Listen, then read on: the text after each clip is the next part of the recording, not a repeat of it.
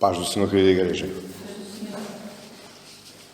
Mateus, capítulo 10. Eu quero ler convosco os versos 34 ao 39.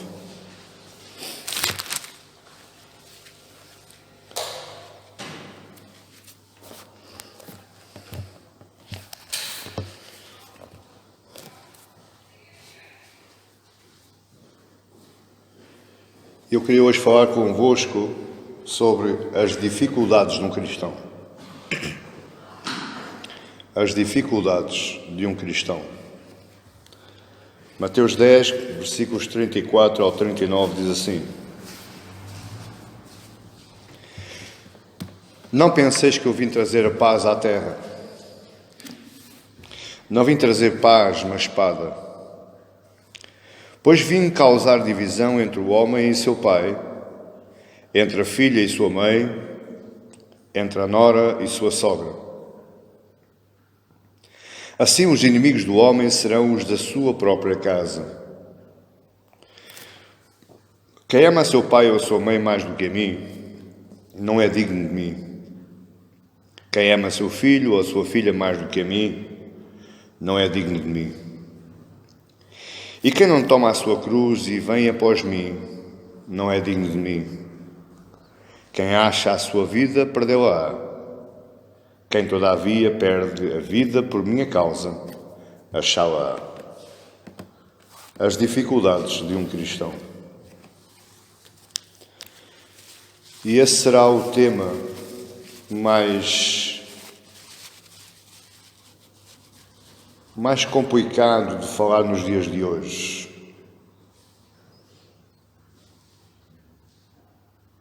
Porque muita gente pensa que a igreja serve de muleta ou que a igreja é um cajado. Muita gente pensa que a igreja que é um centro de soluções.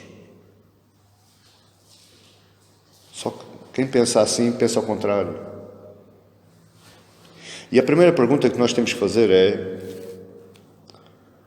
o que é que significa ser um cristão? O que é um cristão? O que é ser cristão? O que é que eu preciso ser? O que é que eu preciso trabalhar em mim para eu poder usufruir desse tão grande título, desse tão grande adjetivo que é ser cristão? Se nós recuarmos no tempo, nós vemos que o pecado entrou no mundo através de uma desobediência. Adão desobedeceu. Ele comeu o fruto que lhe estava proibido. Não porque aquele fruto fosse especial, mas aquilo era um teste de Deus. Deus colocou aquela árvore para testar a obediência do homem. Aquilo teve um propósito. E o homem falhou no teste. O homem comeu. O homem desobedeceu. O homem ouviu aquilo que gostava de ouvir, que é: se comeres, consegues saber tanto como Deus. Consegues chegar ao nível de Deus. E com essa desobediência, com esse comer desse fruto, o pecado entrou no mundo e com o pecado entrou a morte, porque o salário do pecado é a morte. E nós ficamos condenados à morte eterna, ao sofrimento eterno. Só que Deus, na sua excelsa sabedoria, no seu tamanho amor que o mundo não consegue entender, Ele concebeu um plano para restaurar aquilo que tinha sido estragado, aquilo que tinha sido danificado, que era a comunhão entre Ele e o homem. Não é o homem que se chega a Deus, foi Deus é que se chegou ao homem. Não é o homem que abre a escada até ao céu, não, foi Deus que desceu com cordas de amor e amarrou o homem de forma que ele pudesse ter comunhão novamente com Ele. Se nós lermos lá em Gênesis, nós vamos ver que Deus, ao final da tarde, Ele descia para falar. Este termo de falar significa ter intimidade, ter comunhão com o homem. Nós fomos criados para termos comunhão com Deus. E quando acabou a comunhão, quando Adão pecou, não ficou só por aí, porque Deus já tinha. Não é um plano B. Deus não tem planos A nem planos B. Mas na sua excelsa sabedoria, na sua presciência, ele já sabia que tinha que ser assim, porque ele tinha que restaurar aquilo que estava danificado. Então ele concebe um plano para restaurar novamente, religar a nossa relação com Ele. Como? Através da morte de Cristo naquela cruz. Através do sacrifício de Cristo. Mas isso, meu amado irmão, além de ter sido por graça e misericórdia de Deus, é dom gratuito de Deus a nossa salvação. Você não tem que pagar para a salvação, você não tem que sacrificar para a sua salvação, a salvação não tem preço, ele já foi pago por Cristo na cruz. Mas existe agora algo que nós temos que compreender, que é podermos ser chamados de cristãos. O que é ser cristão? O que é isso? Em primeiro lugar, ser cristão não é opção pessoal. Você não pode abrir a sua boca e dizer eu sou cristão porque você quer. Não, você é cristão porque Deus o escolheu. Você é cristão porque Deus o chamou. Você é cristão porque Deus o convenceu. O Espírito Santo de Deus trabalhou no seu coração. Você ouviu a chamada geral e ouviu a chamada interna. E aí foi trabalhado no seu coração e você, então, foi convencido para ser cristão. Esse é o primeiro passo. Não é porque você quer. Porque se fosse porque você quer, você nunca estava aqui. Porque a natureza humana é contrária à natureza de Deus. A natureza humana não quer saber nada de Deus. Então tem que haver um agente que consiga trazer a natureza humana à natureza de Deus. E esse agente é o Espírito Santo. Foi ele que o convenceu. O primeiro passo foi porque você foi convencido. O segundo passo é quando você atende à voz de Deus. Pastor, como é que eu atendo à voz de Deus? Louvando, adorando, orando e meditando. Ser cristão não é ao domingo.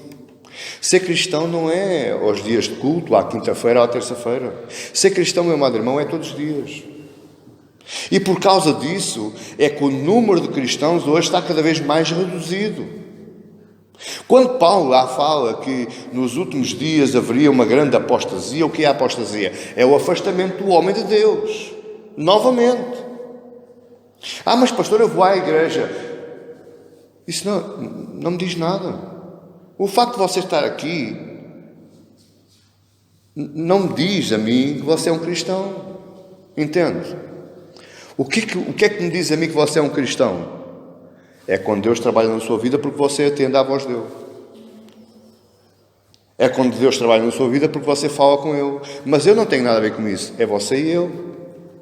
Eu não posso intitular cristão só porque vem aqui à igreja. Em terceiro lugar, existe uma ordem de Deus. Existe uma ordem de Jesus. E aqui Jesus dá 3 ordens para quem quer ser cristão. Sabia? Pensava que era assim fácil. Aqui nos versos no capítulo 10, logo no iniciozinho, a partir do verso 5, Jesus escolhe os 12 apóstolos e depois Ele envia-os em missão. Ele envia os discípulos em missão. Olhe para mim. Você hoje, se quer ser cristão, você tem que ser um discípulo de Jesus. E se você quer ser um discípulo de Jesus, você está 24 horas em missão. A missão que Ele deu aos seus discípulos, ela continua hoje. O problema é que o povo se esqueceu disso. Sabe porquê? Por causa da teologia da prosperidade. Por causa do facilitismo. Por causa das pregações de autoajuda. por causa do massagear do ego, do coração, por causa de que os pastores hoje só querem falar aquilo que o povo quer ouvir. E aquilo que eles falam que o povo quer ouvir não tem nada a ver com missão. Porque missão, meu amado irmão, muitas vezes você sai em missão, você está em missão e as suas lágrimas caem. Não é fácil fazer missão. Não é fácil atender ao chamado de Jesus. Não é fácil olhar aqui a partir do verso 5 e fazer o trabalho de Jesus alegre. Não é. Não é. Tem algumas dificuldades. Aí no capítulo 10, verso 1, diz assim: E tendo chamado os seus 12 discípulos, deu-lhe Jesus autoridade sobre espíritos imundos, para os expelir e para curar toda a sorte de doenças e enfermidades. Olhe para mim.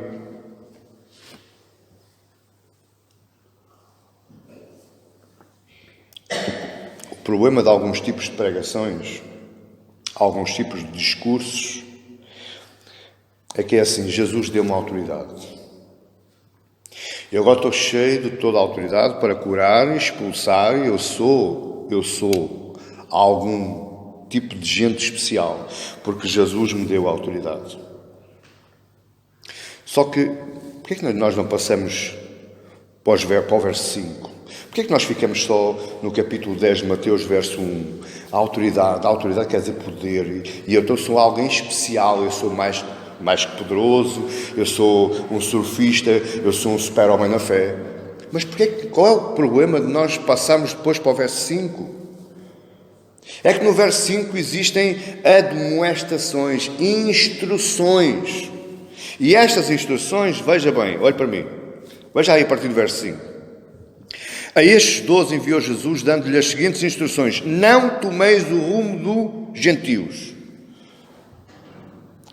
Pastor, mas eu posso ir para todo lado. Não. Jesus disse: Não tomeis o rumo dos gentios, não entreis em cidades samaritanos, mas de preferência procurais as ovelhas perdidas da casa de Israel. E à medida que seguirdes, pregai que está próximo o reino dos céus. Verso 8: Curai enfermos, ressuscitai mortos, purificai leprosos, expui demónios, de graça recebestes, de graça dai. Ai, meu amado. O quanto é difícil eu dar aquilo que eu recebi. O quanto é difícil eu tirar de mim daquilo que eu recebi. De graça recebestes, de graça dai. Verso 9: Não vos provereis de ouro, nem de prata, nem de cobre dos vossos cintos, nem de alforjes para o caminho, nem de 2 túnicas, nem de sandálias, nem de bordão, porque digno é o trabalhador do seu alimento. E em qualquer cidade ou povoado em que entrares, indagai quem neles é digno, e aí ficai até vos retirares. Escute, sabe o que é que Jesus disse? Não levas nada. Vai só com um fardamento, vai só com uma roupa. Não levas dinheiro, não levas ouro, não levas prata, não levas alforjes, não levas pão, não levas água, não levas nada. Mas de graça recebeste, de graça dai. Eu vou dar o quê? A palavra. Ser cristão, meu amado irmão, é proclamar a palavra. Ser cristão é falar a palavra. Ser cristão é distribuir aquilo que nós recebemos, que é a palavra. O problema é que nós vemos tantos aí, que parecem uns obesos espirituais. Não cabem nas cadeiras de tão gordos que eles estão, espiritualmente falando. O problema é que nós recebemos, mas não queremos dar.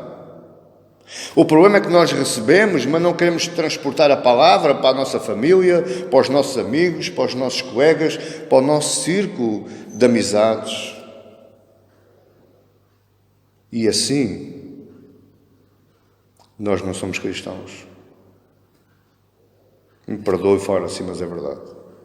Há muita gente que está há 20, 30 anos dentro de uma igreja e não é cristão. é um assíduo, é um assistente da pregação, mas não é cristão. Ser cristão é ser discípulo. Ser cristão é falar. Ser cristão é dar. Ser cristão é buscar as ovelhas perdidas. Ser cristão é ouvir a voz de Cristo. 3 exigências que Jesus faz nos versos que nós lemos do 34 ao 39. E a primeira exigência que Jesus faz, a primeira demanda, a primeira instrução, ou a primeira dificuldade que nós encontramos, se queremos ser cristão, é estarmos dispostos a sofrer por Jesus. Pastor, não, sofrer não. Pastor, eu vou comer o melhor da terra. Não, meu querido. Se você quer ser um cristão verdadeiro, você tem que estar disposto a sofrer pela causa de Cristo.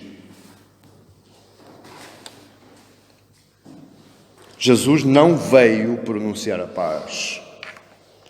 Jesus não veio pronunciar a paz. Não há palavra nenhuma da Bíblia que diga que Jesus veio pronunciar a minha prosperidade. Não há nenhuma. Ele próprio diz, eu não vim trazer paz. Eu vim trazer espada. Eu vim fazer divisão. Eu vim separar coisas. Eu pergunto, de que lado é que você quer estar? Você já está separado. Ser santo é ser separado. Santo quer dizer separado. Você já está separado, mas está separado para que lado? E para que lado é que você quer estar sempre separado? A espada divide 2 metades. Qual é a facção que você quer? O que é que Jesus quis dizer que não veio trazer paz? Mas Jesus é o amoroso, Jesus é só amor, Jesus é só paz. Sério? A sério? Eu não leio em lado nenhum na Bíblia que Jesus veio aqui fazer um mundo cor-de-rosa. Antes, pelo contrário. Ele veio denunciar o erro. Ele veio denunciar o problema. Ele veio incomodar pessoas. Ele incomoda pessoas hoje. Ele está nos incomodando hoje a nós. Porque se calhar você saiu da sua casa para ouvir uma coisa mais bonita e não está a ouvir nada que você queria ouvir. A palavra de Deus incomoda. Ela não traz paz, ela traz incomodação. A palavra de Deus é a única palavra, olha o que eu lhe vou dizer, nem o kardecismo, nem o islamismo, nem seita nenhuma no mundo, ela incomoda tanto como a palavra de Deus. A palavra de Deus nos tira do sofá e coloca-nos no conflito. Ela coloca-nos no meio da guerra. Ela nos incomoda, e se não incomodar, algo está errado. Se ela incomodar, é sinal que você está a ser trabalhado por Deus. O que é que Jesus diz que não veio trazer paz? Primeiro, Ele não veio trazer o reino messiânico que os judeus que estavam à espera. Porque os judeus estavam à espera que o rei viesse lá dos céus e chegasse ali, derrotasse os romanos, derrotasse o clero religioso da época e restaurasse um reino sobre a terra e aí iam gozar de vida e de paz como a nação de Israel governando sobre o mundo. Jesus não veio trazer nada disso. Jesus veio trazer o céu e o inferno à consciência dos homens. Segundo, Ele não veio pregar a paz e o amor.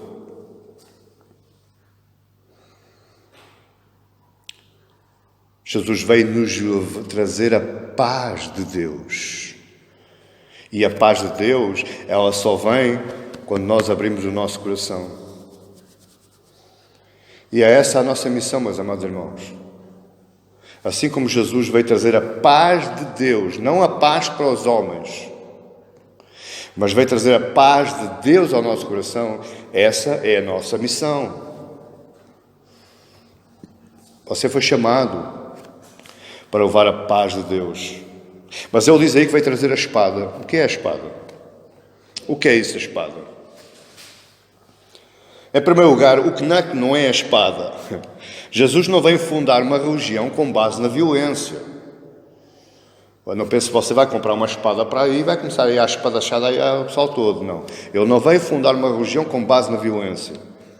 Segundo, ele não nos veio dar ordens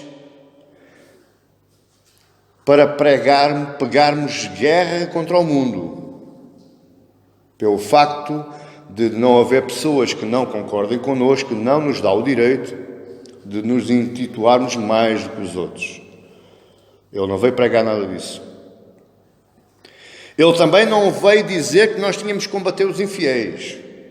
Exatamente igual quase ao islamismo. Quem não é fiel é morto. Ele não veio dizer nada disso. O que ele veio dizer é que por causa do nome dele iria haver conflito entre nós e os outros. Pelo facto de você ser um verdadeiro cristão, vai haver sempre conflito entre você e os outros. Você está entendendo? Essa é a espada que ele vai trazer. Essa é a divisão. Porque você agora é diferente dos outros. Você hoje é motivo de discórdia. É motivo de inimizade. Você hoje anda de contramão, você hoje pensa de uma forma muito esquisita, você hoje não reage às ofensas, você hoje parece, sei lá, um bananinha. Você está entendendo isto? Isso é ser cristão. Isso é ser diferente. Isso é ser separado. Essa é a espada que Jesus veio trazer. Porquê? Porque eu hoje sou filho de Deus. Eu hoje estou diferente dos outros. Eu hoje vivo nesta terra, mas não tenho nada a ver com isto. Não sou de cá. Como outro dizia, só cá viver o comboio passar. E é por causa disto que a humanidade nunca poderá encontrar a salvação sozinha. Porquê, pastor? Não compreendi, eu vou explicar. A espada que Jesus veio trazer é quando o Espírito Santo trabalha dentro de si e o separa. Carne para um lado, Espírito para o outro. Entende isto? Ser cristão é isto. Se você ainda não está separado, ora a Deus. Entregue o seu coração a Deus e deixe que Ele o separe. É por causa disto que nós, seguidores de Cristo, choramos tantas vezes porque somos perseguidos.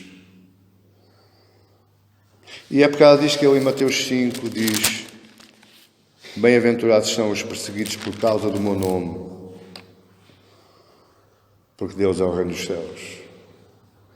Então vale a pena ser separado. Vale a pena entrar neste conflito. E não se admire, meu amado irmão, porque, novamente, ao contrário do que muitas vezes ensinam, porque eu já assisti a muitas pregações, muitos ensinamentos.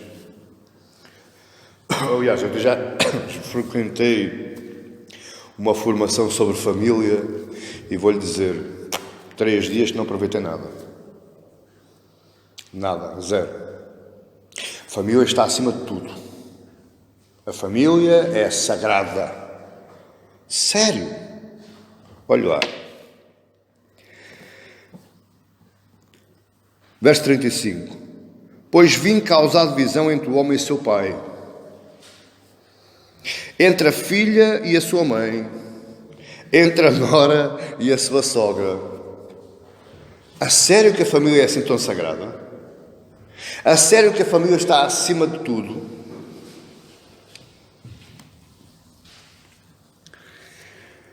Por causa de Cristo e do nome de Cristo, famílias podem ser destruídas, sim. Divisões podem acontecer dentro da família, sim. Porque a única família que é verdadeira e que é genuína é a família dos irmãos. Porque são todos filhos do mesmo Pai. São todos cidadãos do mesmo lugar, do mesmo céu. Você está entendendo?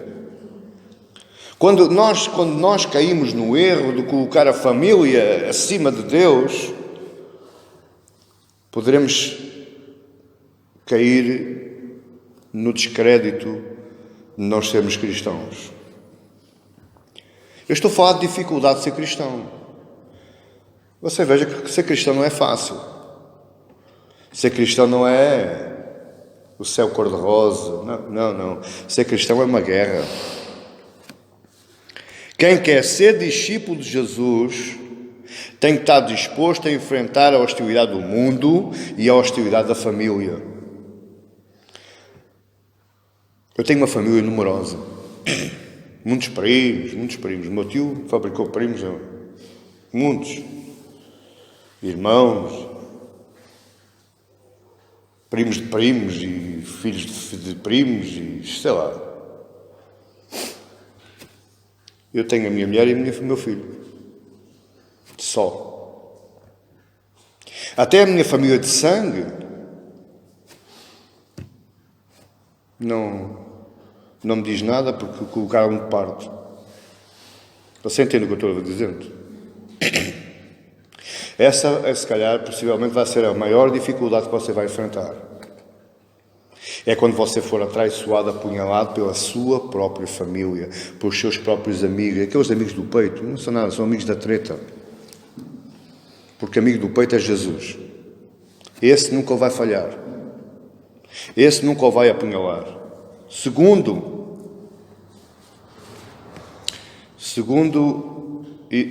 dificuldade, segunda exigência. Jesus exige amor supremo a Ele. O amor da minha vida é a minha mulher. Então já não é cristão. O amor, a paixão da minha vida, o alvo da minha vida, o amor da minha vida é o meu filho. Então já não é cristão. Porque Jesus não divide. Ele não divide, meu querido. Ele exige amor supremo a Ele. Veja lá, verso 37. Quem ama a seu pai e a sua mãe mais do que a mim, não é digno de mim. Quem ama a seu filho ou a sua filha mais do que a mim, não é digno de mim. O que é que significa não ser digno de Jesus? Ou, melhor dizendo, o que é que significa ser digno de Jesus?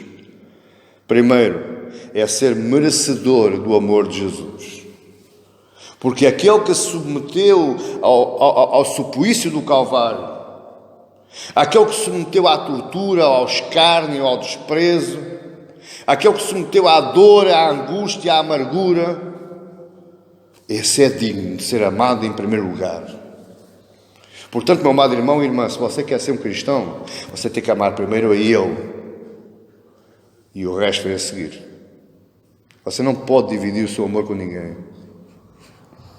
Você pode dar amor, mas amá-lo é a Ele primeiro. Isso é ser cristão. Segundo, para ser digno de Jesus, eu não me posso envergonhar de Jesus. Quantos não há aí, pastores e tudo, que se envergonham de Jesus, não falam de Jesus, não escondem a sua condição.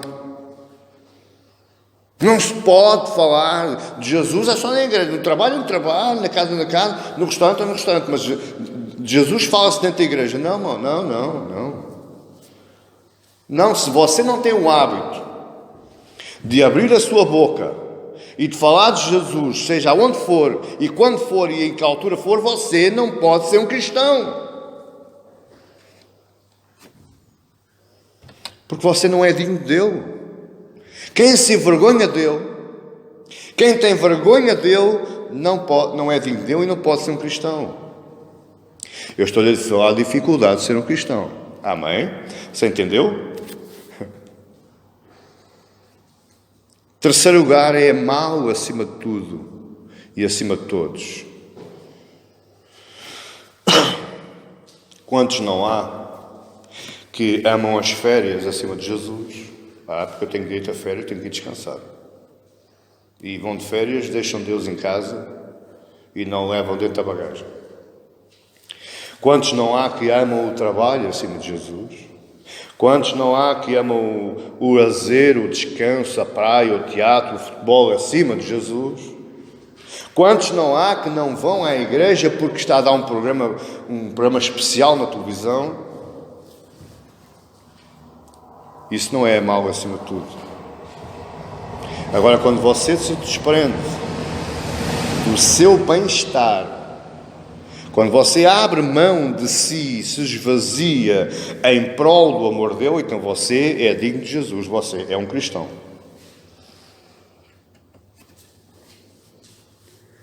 O que é que Jesus não quis dizer? Preciso que você entenda. Jesus não disse para desprezar a família. Jesus só disse: quem ama pai e mãe acima de mim não é digno de mim. Quem ama filho ou filha acima de mim não é... Mas ele não disse para desprezar a família. O que ele disse é para você colocar prioridades. Para você fazer a tal pirâmide. Porque no vértice da pirâmide está Jesus e depois o resto vem por aí abaixo. Mas ele não disse para você desprezar a família. Ele também não disse para você ser digno de Deus tem que morar numa comunidade religiosa. Tem que se isolar do mundo e só vive eu e os meus irmãos. Ele não disse isso. Ele também não disse que você, para ser um cristão, para ser digno dele, tem que negligenciar os deveres familiares. Ele também não disse. Você tem que trabalhar, você tem que sustentar a sua casa, você tem que honrar os seus compromissos. Amém? Você está a me entender? Ele não disse nada disso. O que ele disse é que o nosso amor por Ele deve superar todas as coisas. Ou seja, Ele está lá em cima, no vértice. E depois temos que estabelecer as prioridades. Isso é ser um cristão. Isso é ser um cristão verdadeiro. Ele está em primeiro lugar na nossa vida. E sabe o que é que Ele está em primeiro lugar na nossa vida? Porque os laços terrenos um dia vão acabar. O próprio Paulo diz: tu não sabes se vais converter a tua mulher, tu não sabes se vais converter o teu marido. Existem muitos casais hoje, um cristão e outro não cristão. O próprio Jesus disse a João: naquele dia, dois estarão dormindo na mesma cama, um sobe, outro fica. Dois estarão lavrando no mesmo terreno, na mesma terra, um sobe e outro fica. Os laços terrenos não duram, não são eternos. O laço que eu tenho mais a minha mulher, ele não é eterno. Porque ele um dia vai acabar. Você está entendendo? Agora, o meu laço com Cristo, ele é eterno. Porque ele firmou uma nova e eterna aliança. Nova e eterna aliança. Não se vai acabar. Portanto, o meu amor por ele tem que estar sempre em primeiro lugar. Porque o que prevalece é a eternidade, é a irmandade. O nosso laço hoje aqui, ele vai ser eterno. Porque nós somos irmãos eternamente. E iremos ser eternamente por os séculos dos séculos. Você está entendendo? Quando você conseguir entender isto, você vai começar a aprender a se desligar de várias coisas.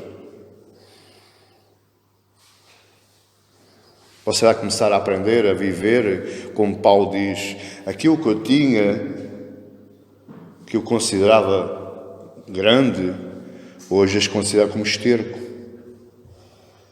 Você vai começar a viver uma vida muito mais feliz, muito mais alegre. Porque você vai dizer novamente como Paulo, agora eu consigo viver com a pobreza, com a fartura, com a doença, com a saúde, porque para mim viver é Cristo e morrer é lucro. Entende, meu querido? Isso é ser cristão. Veja aí o capítulo 12 de Mateus, verso 46.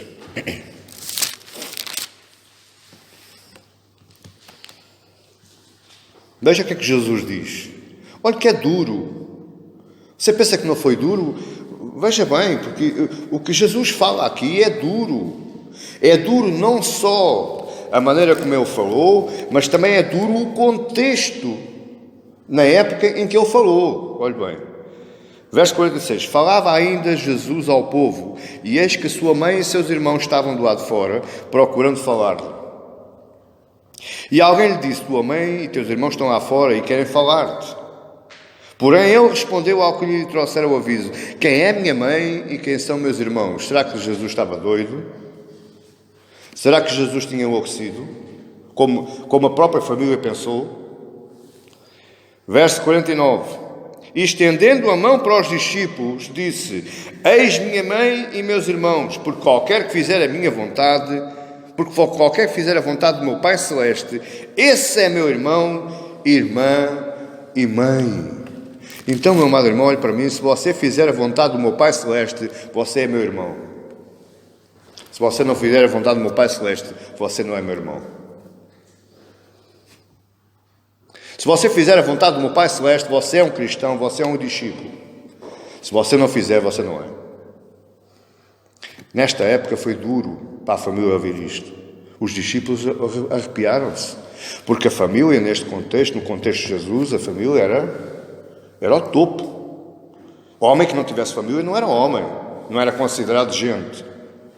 Era mais importante ter uma família do que ter dinheiro. E Jesus diz: onde é que está o meu pai e a minha mãe? Estão aqui, os que fazem a vontade do meu pai. Está a entender, meu querido?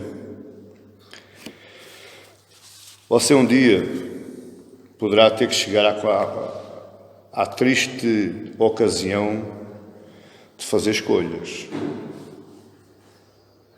E você tem que estar preparado.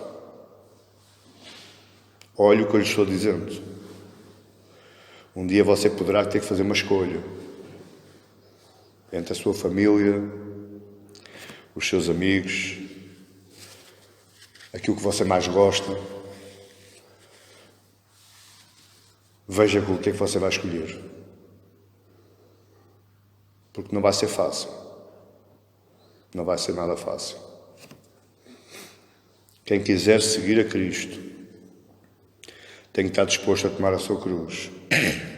Tomar a cruz aqui, verso 38. E quem não toma a sua cruz e vem após mim não é digno de mim.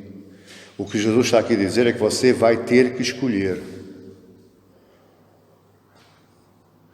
Você vai ter que optar.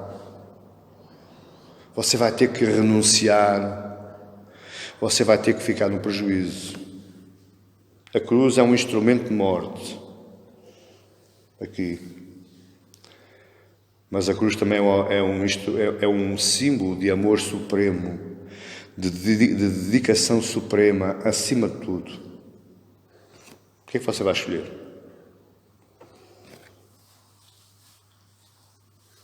Para que lado você quer cair? Na fatia da espada? Quer ir para o lado da cruz? Ou quer ir para o lado da facilidade? Da felicidade aparente? Dos prazeres momentâneos? Para que lado é que você quer cair? Terceiro lugar. A terceira dificuldade que Jesus nos apresenta é, e aqui dói, é que para eu ser cristão, eu tenho que estar disposto a perder a minha vida. Eu quando falo aqui perder a vida, quando Jesus está falando de perder vida, é perder vida mesmo. É morrer mesmo. Estevão estava sendo apedrejado. E diz a Bíblia que ele coloca um sorriso nos lábios, olha para o céu e diz: Pai, nas tuas mãos entrego o meu espírito. Você era capaz? Você era capaz de, perante uma situação de morte, você era capaz de afirmar: eu sou de Cristo? Eu vou-te colocar a história de outra forma. Você tem duas opções. Ou renega a Cristo e vive, ou segue a Cristo e morre. O que é que você escolhe?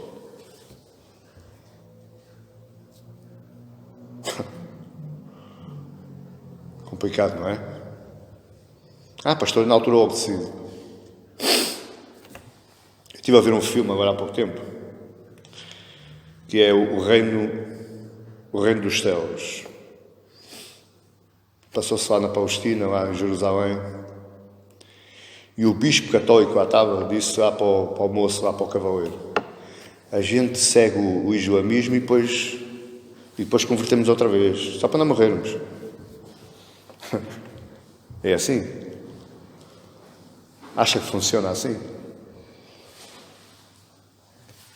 Abra comigo em Lucas 12.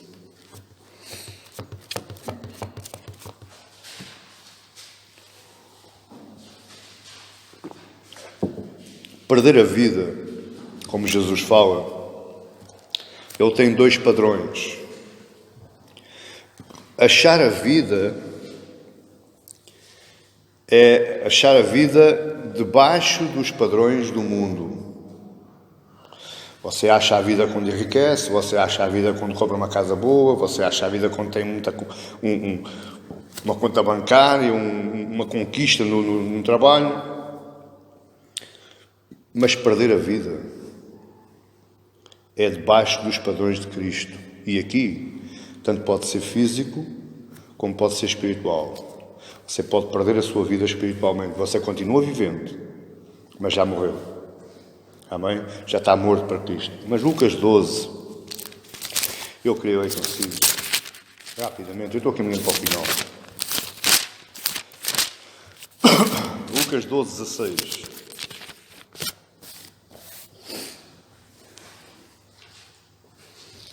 Lucas 12, 16.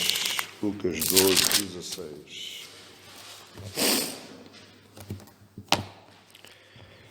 E lhes proferiu ainda uma parábola, dizendo: o campo de um homem rico produziu com abundância. E arrazoava consigo mesmo, dizendo: que farei? Pois não tenho onde recolher os meus frutos. E disse: farei isto. Destruirei os meus celeiros, reconstruí-los-ei maiores, e ali recolherei todo o meu produto e todos os meus bens. Então direi à minha alma: tens em depósito muitos bens, para muitos anos, descansa, come, bebe e regala-te. Mas Deus lhe disse: louco, esta noite pedirão a tua alma, e o que tens preparado para quem será? Assim é o que entesoura para si mesmo, e que não é rico para com Deus. Olhe para mim. Existe algum problema de um cristão ser rico? Não. Existe algum problema de um cristão ter um bom carro? Não. Existe algum problema de um cristão ter uma boa vivenda? Não. Existe algum problema do cristão ter boas conquistas na sociedade? Não. O problema está onde é que está colocado o nosso coração. Porque quando estiver colocado no nosso coração, aí está o nosso tesouro. E Paulo vai dizer que o nosso salário serve para nós nos alimentarmos, para nós nos sustentarmos e para olharmos para quem precisa. Portanto, não existe problema nenhum no cristão ser rico. O problema é quando o cristão troca a riqueza pela maior riqueza, que é a palavra de Deus. E você pensa que eu estou brincando? Não estou. Eu conheço muitos que tinham chamado de Deus para trabalhar na obra e trocaram. Hoje não estão mais. E hoje preferem serem ricos. E Deus diz: no dia que eu te chamar louco, para quem é que tu vais deixar isso tudo?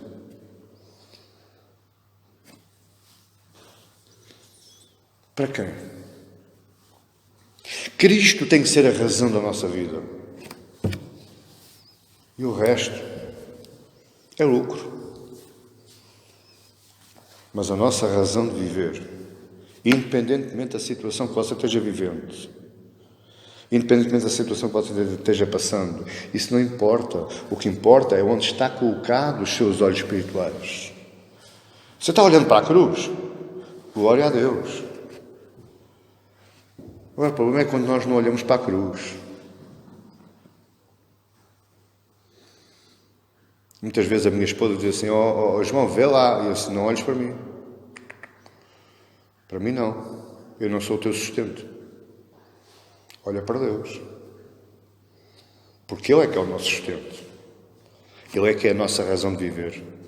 Com que direito é que Jesus pede estas coisas?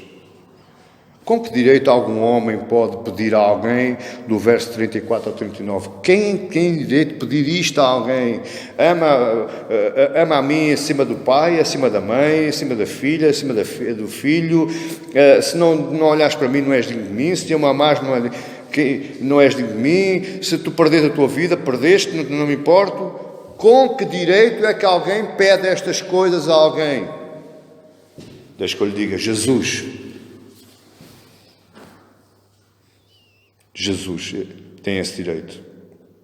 Quando Jesus proferiu este trecho, muitos chamaram louco. Se nós formos lá ver a João 6, os discípulos de Jesus disseram, quem pode ouvir este discurso? Que duro, que palavras duras. E sabe o que aconteceu? Eles foram embora. E Jesus vira-se para os 12 e disse, vocês ainda estão aqui? Não querem também? E Pedro diz, iremos para onde, Senhor? Se tu tens a palavra da vida.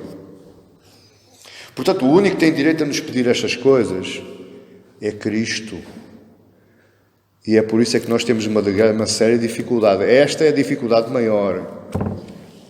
É quando nós abrimos mão de tudo aquilo que nos agrada, de tudo aquilo que nos faz feliz, e dizemos, Senhor, só tu tens a palavra da vida e eu não vou para lado nenhum. Esta é a nossa maior dificuldade. Deixa que eu acabe perguntando agora. Quem é Jesus para si?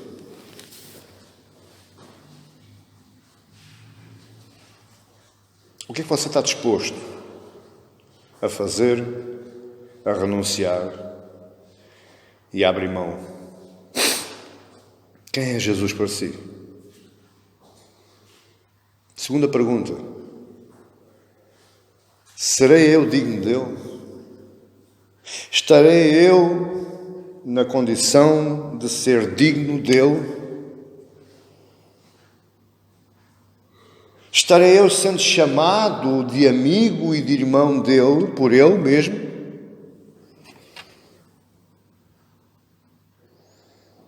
Estou a fazer a pergunta para você responder para si. Será que eu, quando digo que o amo, estou mesmo amando a ele acima de tudo? Será que eu estou renunciando a tudo por amor dele? Será que quando a coisa apertar, eu vou dizer, não, Cristo é tudo? Ou eu vou trocar? Ou eu vou dar um passo atrás? O próprio Jesus diz, quem lança a mão do arado e olha para trás não é digno de mim.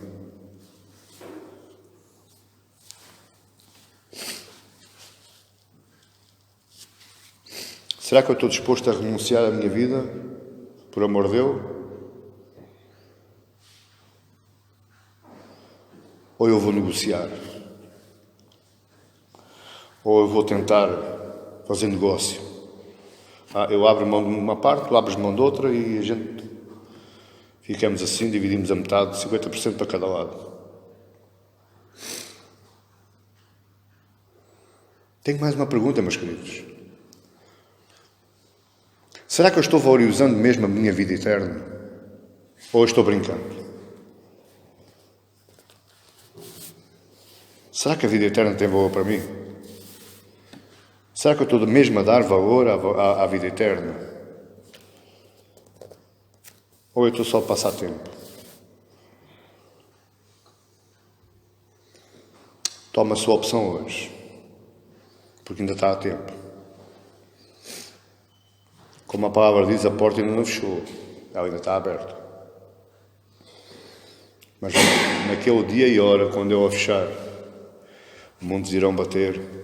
Senhor, Senhor, eu falei em teu nome, eu profetizei em teu nome, eu curei em teu nome. E ele diz, não, em meu nome não foi, porque eu não vos conheço. Estou fora de sério, meus queridos. Nós andamos a brincar muito. A igreja evangélica anda a brincar muito. Mas naquele dia ele vai dizer, não vos conheço. Eu não quero ser apanhado nessa conversação. Você quer? Eu não quero.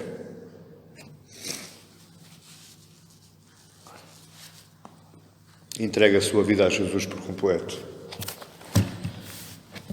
Enfrentando todas as dificuldades que inerentes a ser cristão. Porque, meu amado irmão, você pode sofrer aqui. E vai sofrer.